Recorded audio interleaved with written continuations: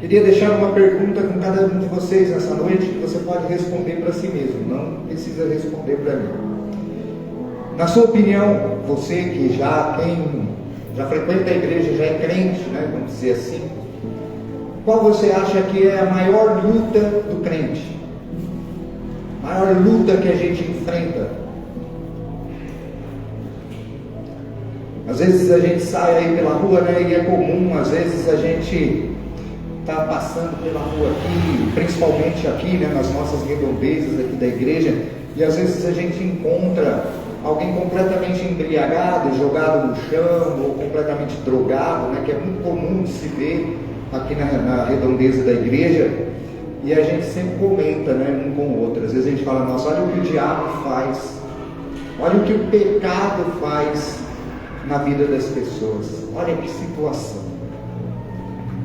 Acontece que, é verdade, lógico, é o pecado que faz isso, mas a gente precisa entender que nós também podemos olhar uns para os outros aqui, independente de estarmos ali na sarjeta ou não, falar: olha o que o pecado fez, porque o pecado, ele está entre nós somos pecadores, mas o pecado também, visto que a gente se arrepende dele, aí ele nos torna próximos de Deus, ele nos torna, vamos dizer assim, parceiros, amigos, íntimos de Deus. É uma coisa difícil de entender para quem às vezes nos ouve, né? E às vezes as pessoas até não gostam muito, né? Quando se fala, né, o crente, ele se acha, ele sente né? Até ontem ele estava por aí aprontando todas, fazendo e acontecendo, e agora de repente o cara se converte, é batizado e pronto, agora ele é o santo. De fato, é isso mesmo que acontece. A gente pode até não gostar, as pessoas podem até não gostar, mas é de verdade isso que acontece. Sim, erramos, aí a gente se converte e a gente vem para cá e a gente continua errando. Não acertamos todas. E essa é a maior luta que nós temos. Às vezes as pessoas dizem: a maior luta é contra o diabo, a maior luta é... A maior luta que nós crentes temos é contra o pecado. Todo dia a gente tem que vencer. Todo dia a gente tem que lutar para não pecar. Onde a gente aprendeu que teria que ser desse jeito? Para que vocês todos entendam, é importante você levar em conta que tudo aquilo que nós ensinamos, tudo aquilo que nós dizemos, tudo aquilo que nós nos baseamos para viver as nossas vidas, depende daquilo que está escrito aqui. Essa é o nosso objetivo. Aí um de vocês, ou 2 ou 10, pode falar assim: mas vocês conseguem? Porque às vezes as pessoas olham para esse livro, para a grossura dele, e falam: nossa, mas vocês conseguem viver tudo que está escrito aí? Então, a gente luta para viver isso. Nem sempre a gente consegue, mas a luta é essa, para cumprir, para obedecer, para seguir aquilo que está escrito aqui. Outra pergunta que eu queria deixar para você, para que você responda só aí no seu coração.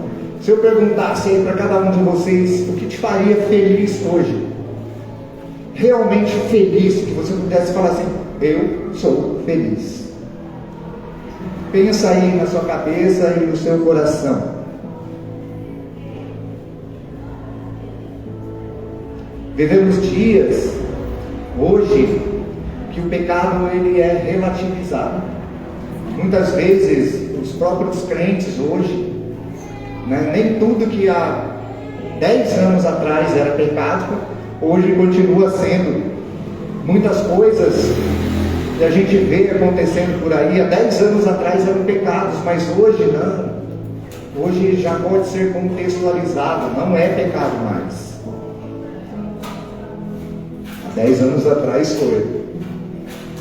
Então a gente precisa entender que os tempos eles podem passar, mas aquilo que é pecado continua sendo pecado, nada mudou. E por mais que a gente tente deixar as coisas mais atraentes, ou falar, tentar disfarçar a imagem do pecado com palavras que hoje também estão em moda, como de religiosidade. Hoje algumas coisas podem ser praticadas porque no passado eram chamadas de pecado, mas hoje é chamado de religiosidade.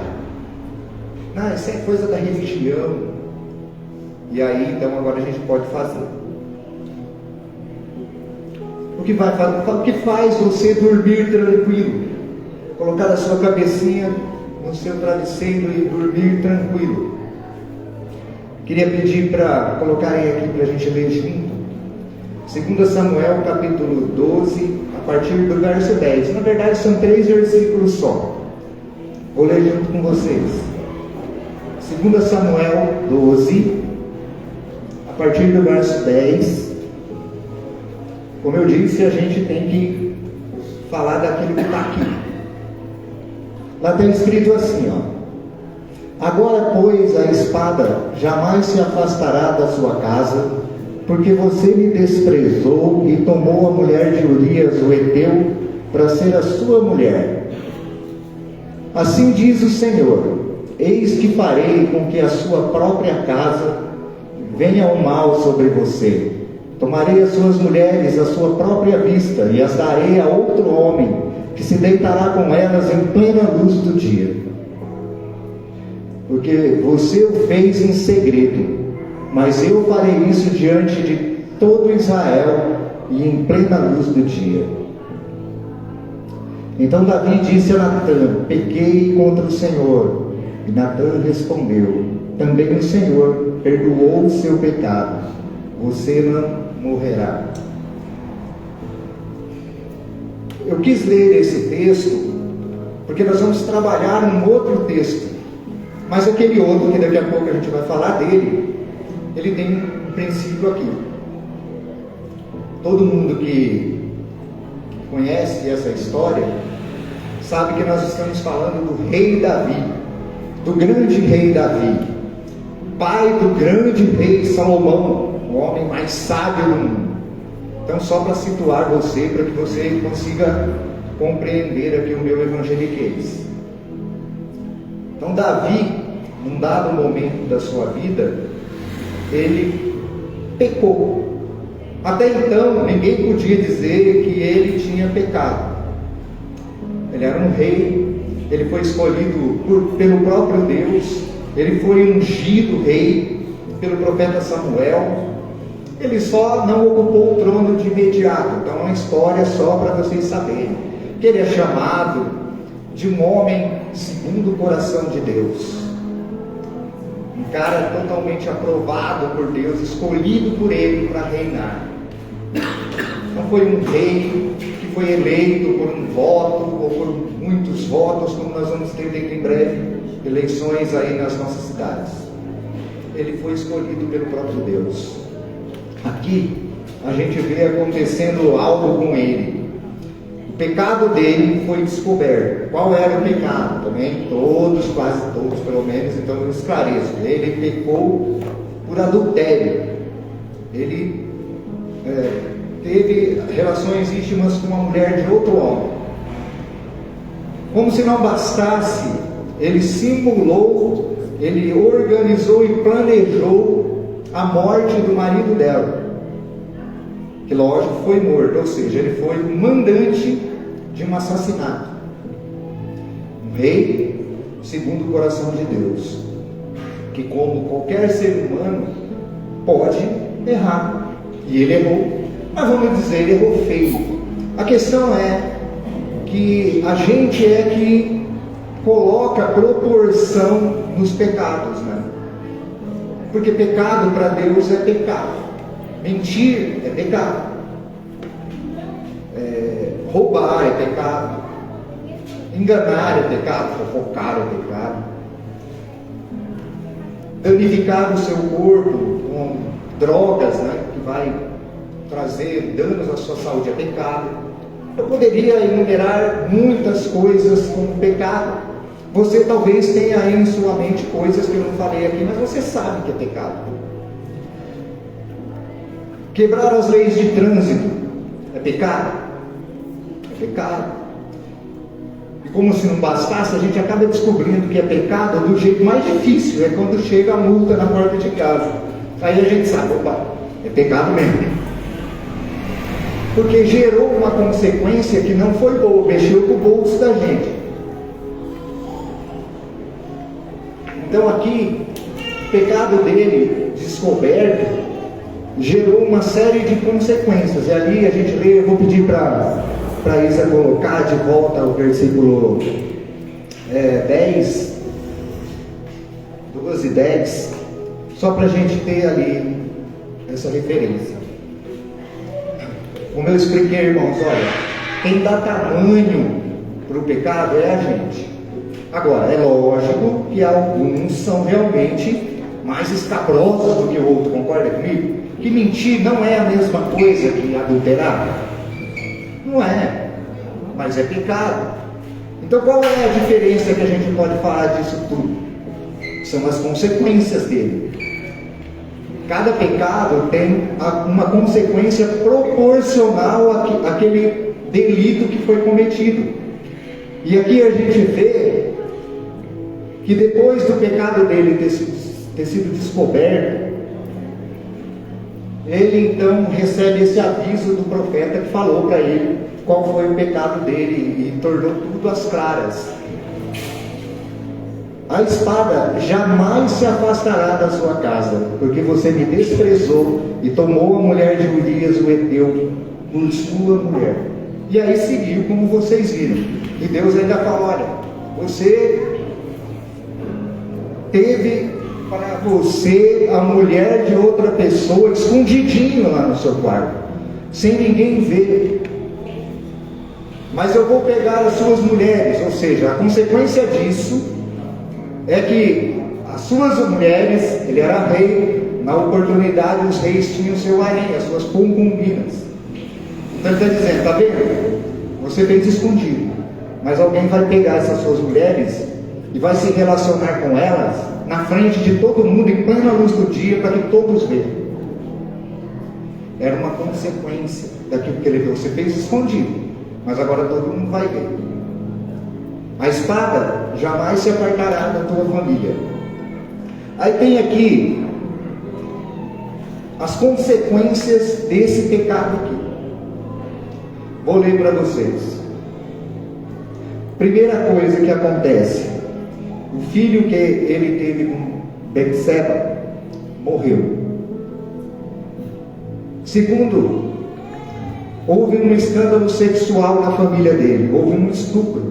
O filho dele estuprou a irmã, a outra filha dele, chamada Tamar. Houve um assassinato de Amnon, que era filho dele, esse o estuprador, amando de Absalão, que era outro filho dele, que era pai de Tamar. Ele, num dado momento da sua vida, teve o seu trono usurpado pelo seu próprio filho Absalão. E em seguida o abuso público dessas mulheres, na frente de todo mundo, pelo filho dele. Em seguida houve a morte do seu filho Adonias, amando o seu outro filho, o rei Salomão.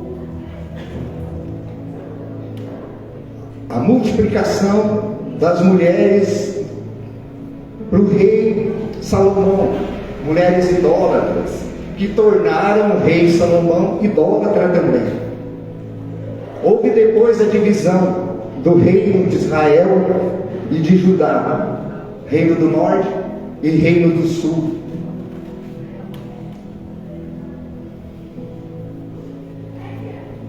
Eu quero falar com você nessa noite sobre culpa, sobre pecado, que é coisa que ninguém gosta de escutar. crente não gosta de ouvir pregação sobre pecado.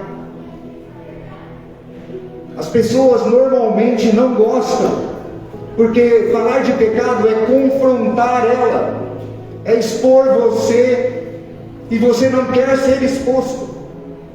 Você não quer que ninguém saiba daquilo que você faz escondido. E quando a gente fala de pecado, vai trazer a sua memória e vai mostrar para você que essas coisas que você faz escondido não agradam a Deus e geram consequências na sua vida.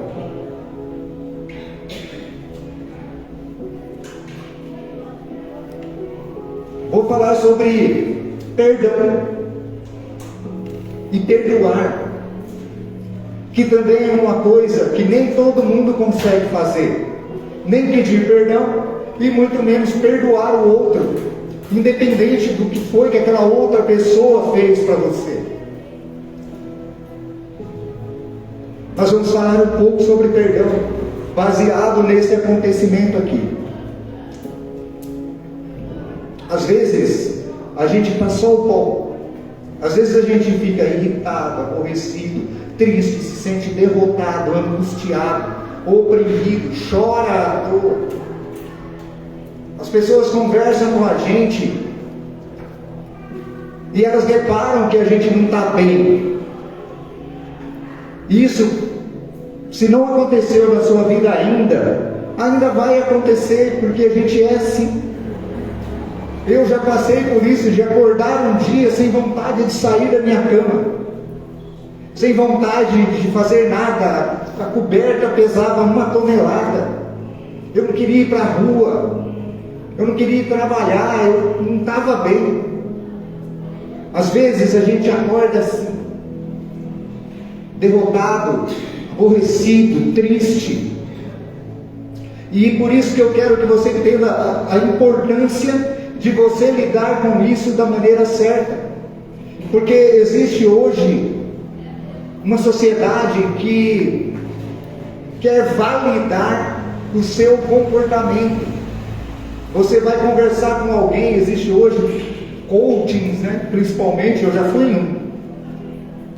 E o coaching, ele vai conversar com você, na verdade ele vai te escutar, e você vai falar para ele tudo que você está sentindo.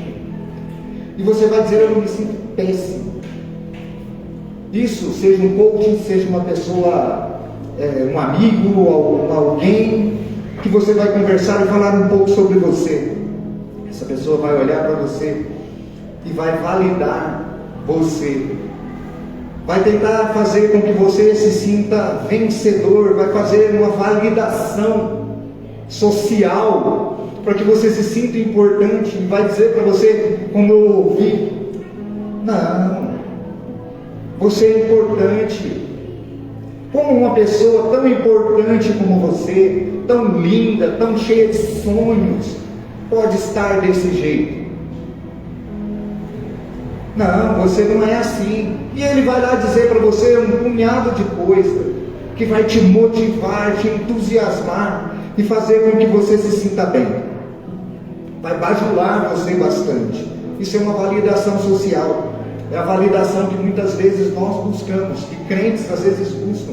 Está fazendo coisa errada, está com a vida torta. Ao invés de buscar o conselho de Deus e tentar agradar a Deus, ele vai buscar a validação social. O casamento está em ruínas, está brigando com a esposa, não se entende mais. Ao invés de conversar com a esposa, de pedir conselho lá, vai lá na sua igreja, conversa com o seu pastor, marca uma reunião. Não, vai pedir conselho para a sociedade, para um amigo, para uma amiga, para alguém que conheceu naquele dia, não importa. E essa pessoa vai dizer para você: ué, larga aí. Não está dando certo, não vai dar certo. Pelo que você está falando aí, já era.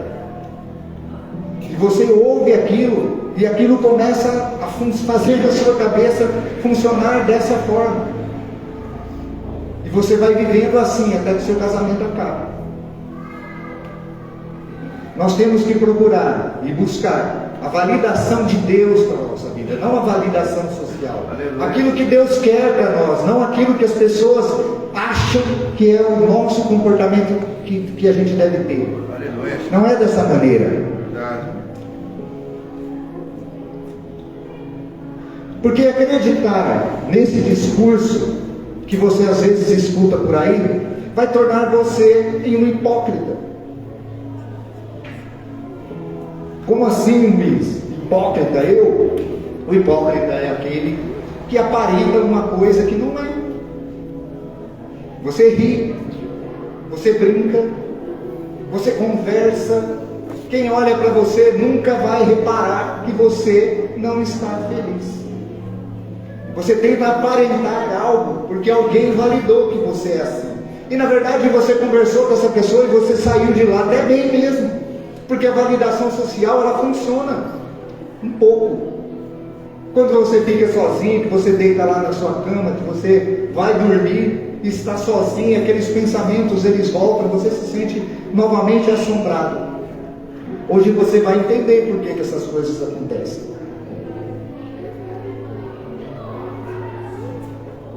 Quero que você analise as coisas não do ponto de vista bíblico agora.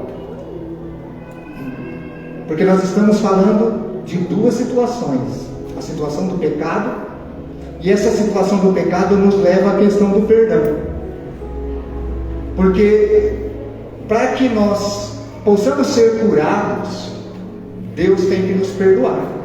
Nós temos que buscar o perdão de Deus. Feito isso, a gente vai se sentir leve, porque Deus nos perdoa, e a gente sente o peso da culpa indo embora. Esse é o processo. Em seguida, Deus vai nos dar a oportunidade de consertar, em alguns casos, o problema que aconteceu com a pessoa em questão. Aí eu quero que você pense agora sobre a questão do perdão. Porque nós estamos falando, já que eu falei de pecado, pecado é o que nos separa de Deus, pecado é condenação. Então você já entendeu que a questão do pecado, quem resolve é Deus, através do perdão. Agora nós temos um outro problema, que é às vezes o fato da gente não perdoar o outro. Da gente não perdoar um pai, da gente não perdoar uma mãe, da gente não perdoar um amigo, da gente não perdoar um marido, da gente não perdoar um filho, e vice-versa, não perdoar um pai, um tio, uma tia, um amigo. O que isso pode fazer conosco?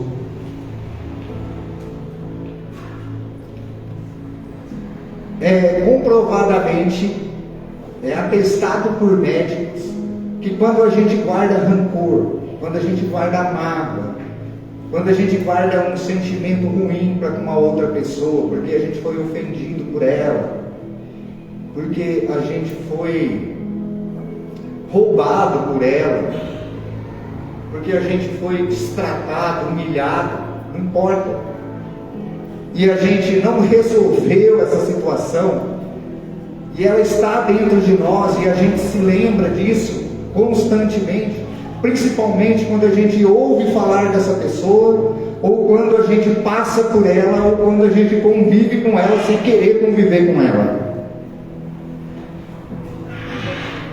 Foi feita uma pesquisa por um médico do Albert Einstein, e ele selecionou 100 pessoas que tiveram problemas cardíacos, pessoas que tiveram derrame, infarto e sobreviveram.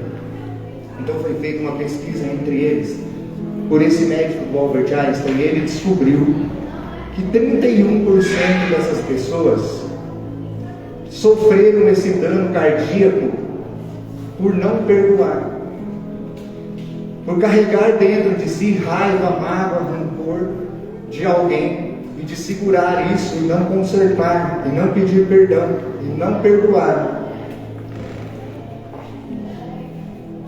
Foi comprovado que essas pessoas, elas têm problemas no mapeamento das ondas cerebrais. E notou-se então altos riscos de cortisol nessas pessoas. O que é o cortisol? É o hormônio responsável pelo estresse, pela ansiedade, pela depressão. Ele é formado, nós temos ele. Todos nós temos, mas a questão é que ele precisa ser dosado. Ele não pode prevalecer, ele não pode estar fora de controle. E quando ele está fora de controle, ele nos leva a sofrimentos, a choros, a lágrimas, coisas que foram constatadas por conta da falta de perdão. Vê se você tem alguma dessas coisas aí do nada. Dores de cabeça, arritmia cardíaca, risco elevado de infarto agudo do miocárdio, tendência à ansiedade generalizada e depressão, irritabilidade, raiva, relacionamentos ruins por causa do mau humor, não se dá bem com ninguém, sente tonturas, desmaia, e doenças psicossomáticas. Sabe quais são? Aquelas que você sente no seu corpo, mas quando você vai no médico e faz um punhado de exames, examina o seu sangue, sua urina, suas fezes, examinam você de cabo a rabo, e o exame não dá nada. Você não tem nada que o médico possa diagnosticar, mas você se sente doente.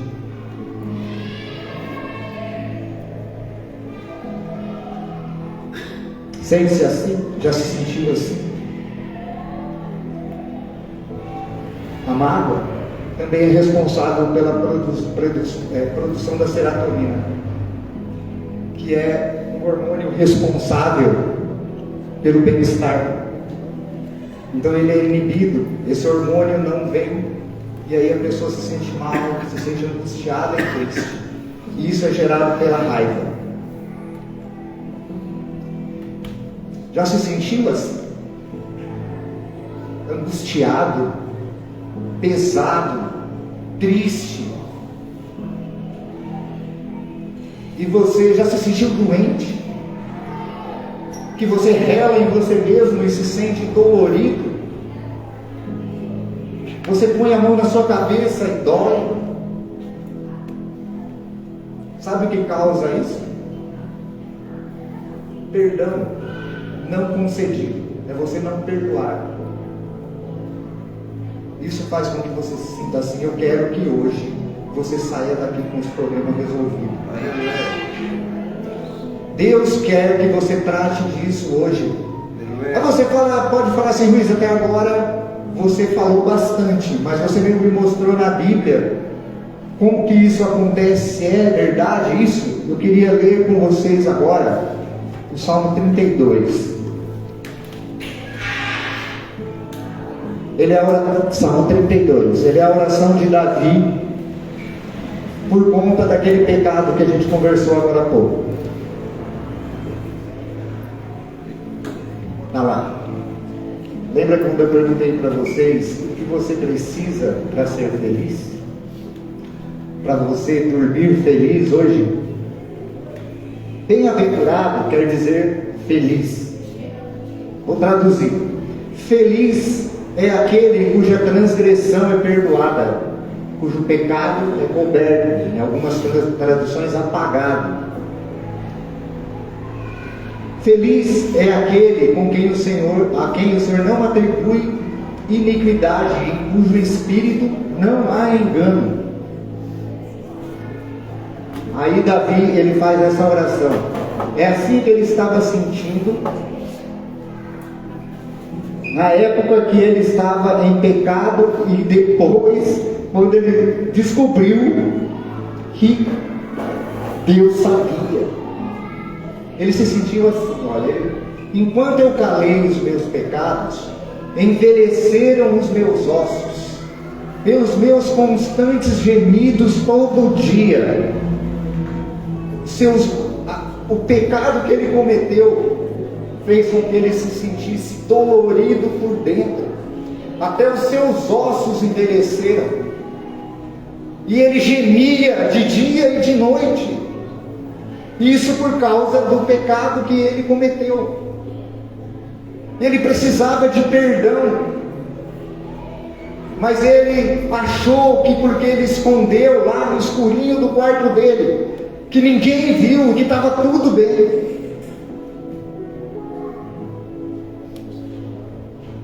E por que estava assim, doído? Por que ele gemia? Porque a tua mão pesava dia e noite sobre mim, e o meu vigor secou como no calor do verão, porque a sua mão pesava sobre mim. Era a culpa do pecado, era ele saber que ele tinha pisado na bola, que ele tinha cometido um erro, ele não podia ter de maneira nenhuma feito aquilo, e ele fez, e ele escondeu, e ele autorizou, mandou assassinar uma pessoa, e ele fez tudo isso de boa ali, achando que ninguém estava sabendo,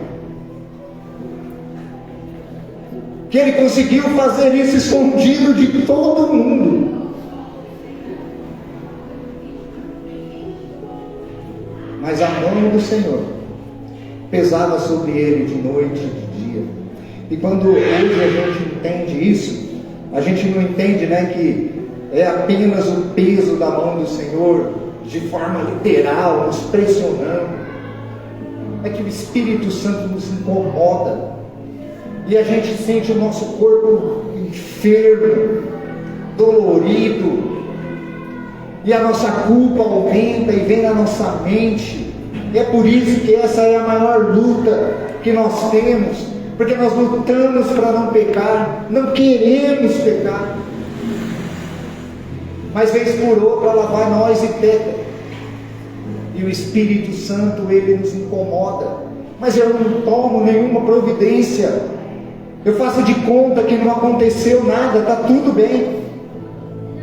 E o Espírito Santo ele está me incomodando, ele está incomodando você, e você guarda aí mágoa dentro do seu coração, que é pecado, remorso, ressentimento, e aquilo vai te machucando, te ferindo, te deixando doente. Aí ele toma uma providência: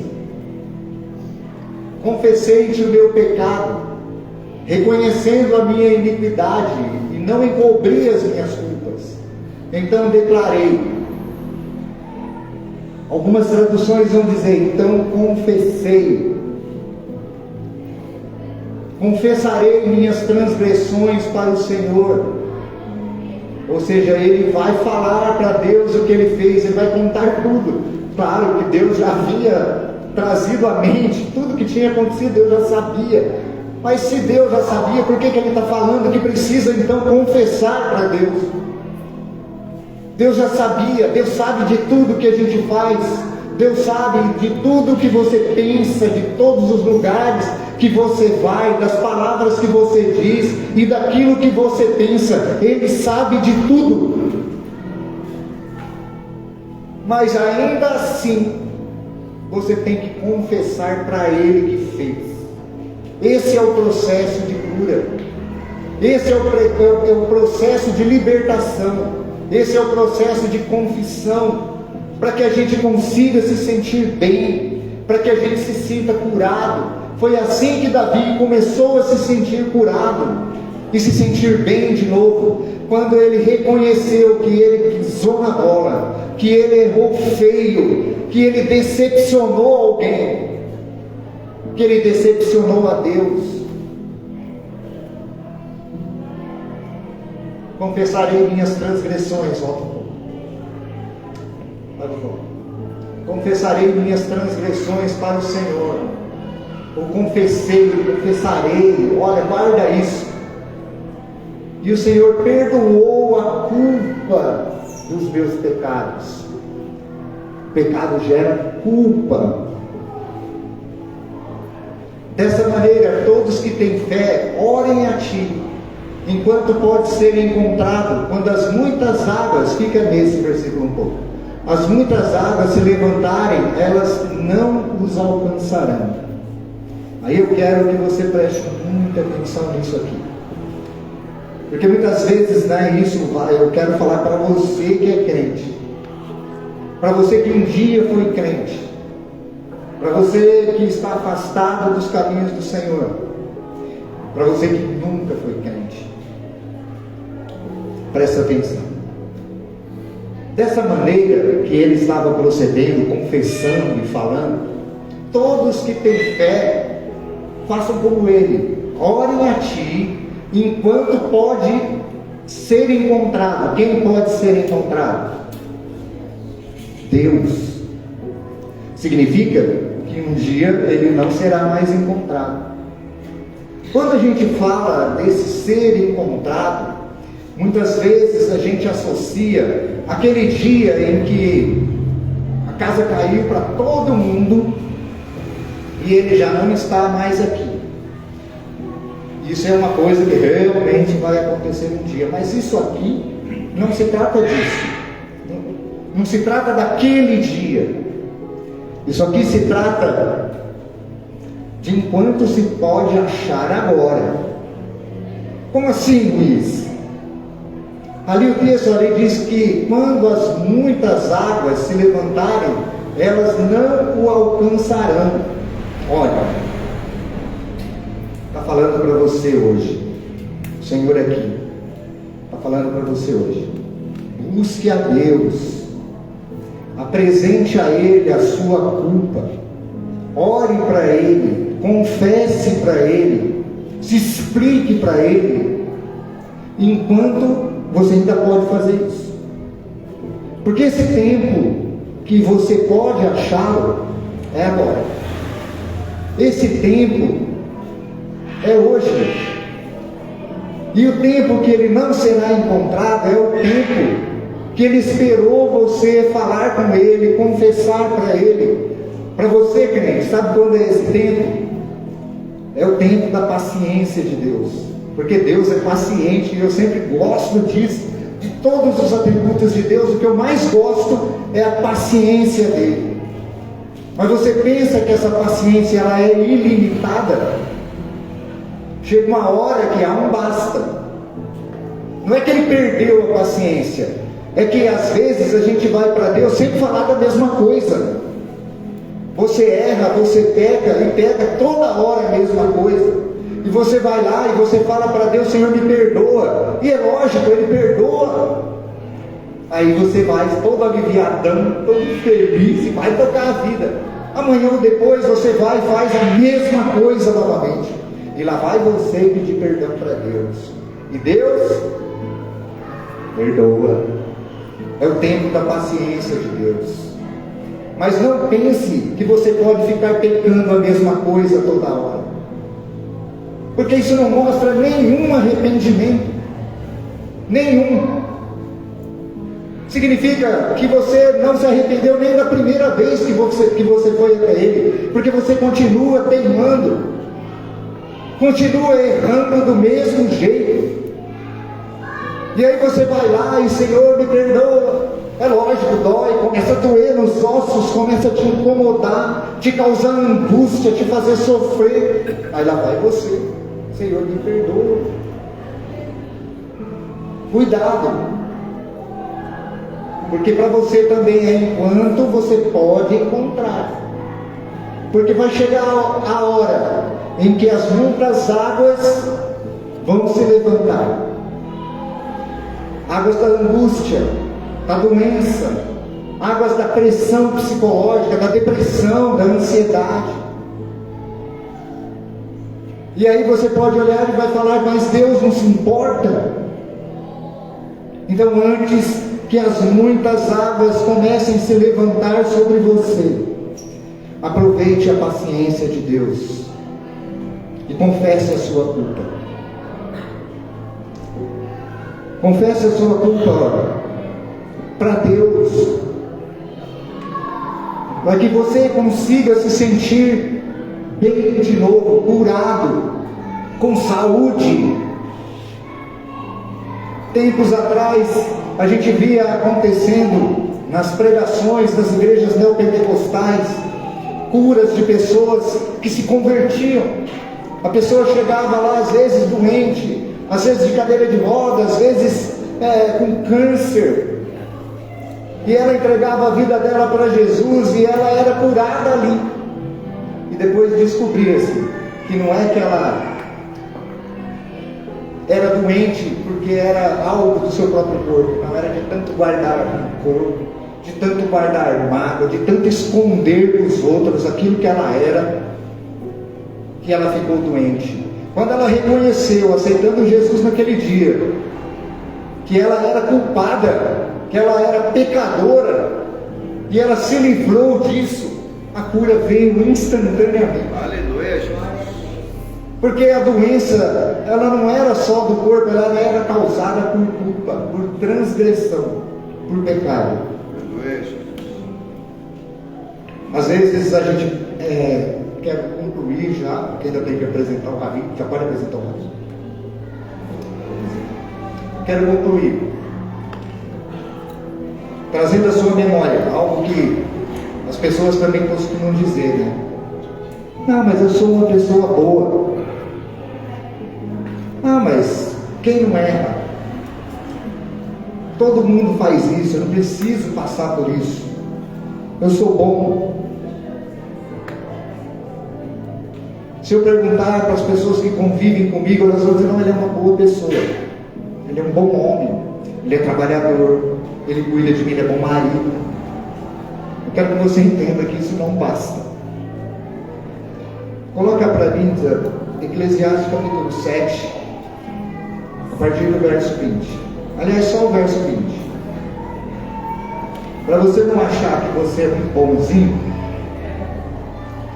Contudo, não existe um homem tão justo sobre a face da terra que saiba fazer o bem sem jamais pecar. Não existe um que faça o bem. Não existe um que seja justo. É o que a Bíblia diz. Todos pecaram e destituídos estão da glória de Deus. Aí o crente pode dizer, eu sou um bom crente. Eu queria que colocasse aí para mim 1 Timóteo capítulo 1, versículo 15. O apóstolo Paulo fala isso. 1 Timóteo capítulo 1, versículo 15. Essa declaração é fiel e digna de plena aceitação. Cristo Jesus veio ao mundo para salvar os pecadores, dos quais eu sou o pior. É o apóstolo Paulo, um exemplo de crente, um missionário, um pregador, um cara que fez e aconteceu no Novo Testamento.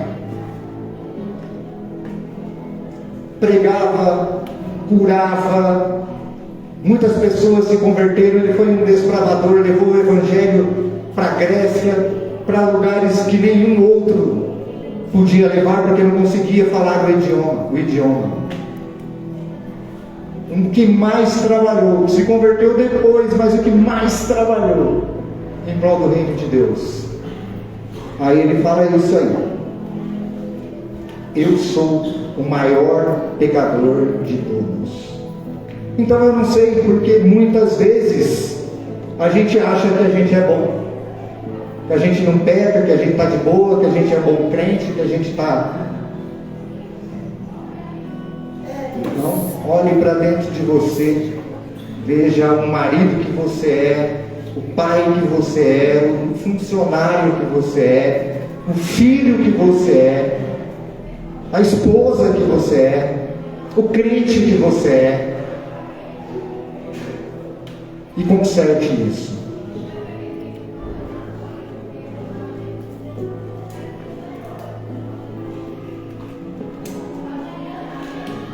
Quero fazer 2 apelos. Se você entender o que eu disse, ou melhor, o que a Bíblia disse para você nessa noite, e você quer tomar uma atitude com isso, e melhorar, retomar, estou falando com você que é crente, ou com você que um dia foi, mas que ainda não entendeu direito porque que às vezes você está se arrebentando todo, porque está tudo dando errado. Dá uma boa olhadinha. Espírito Santo, traz a memória, Senhor, de cada pessoa nessa noite, nesse lugar. tudo aquilo que causa culpa, que paralisa, que tem trazido infelicidade, tristeza, traz à memória, Senhor, tudo aquilo que ainda não foi resolvido, em nome de Jesus. Se você consegue, se você não é hipócrita, se você é uma pessoa que realmente se importa em andar retamente, fazendo a vontade de Deus e obedecendo a Ele, e isso eu estou falando para quem é crente, foi crente, não estou falando com você que não tem um relacionamento com Deus desse ponto de vista, e quer mudar, quer tomar uma atitude diferente. É importante que você confesse. Tem que confessar. Não adianta nada você ficar, não, eu vou tomar uma atitude. Não, você tem que confessar. E como que você faz isso? Nós vamos fazer isso junto, porque não é uma coisa que você consegue sozinho, você vai precisar de ajuda. Você quer? Eu quero convidar você que quer consertar, para que se coloque de pé para a gente orar. Não precisa ter vergonha, não.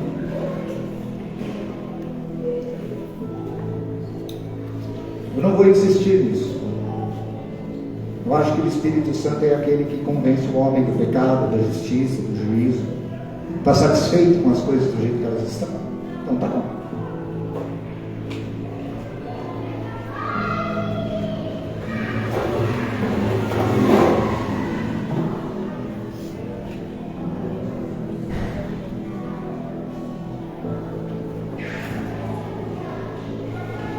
Você pode ficar sentado aí, se você não.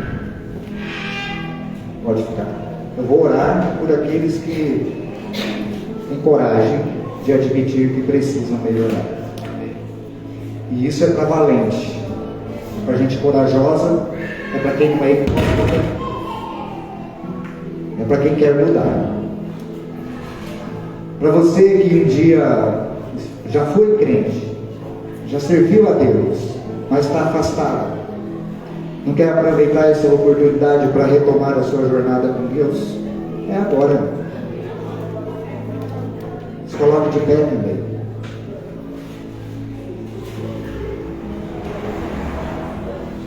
Graças a Deus. É um lidar de Deus, irmãos, essa noite. A gente só vai sair daqui quando a gente estiver curado, quando não doer mais.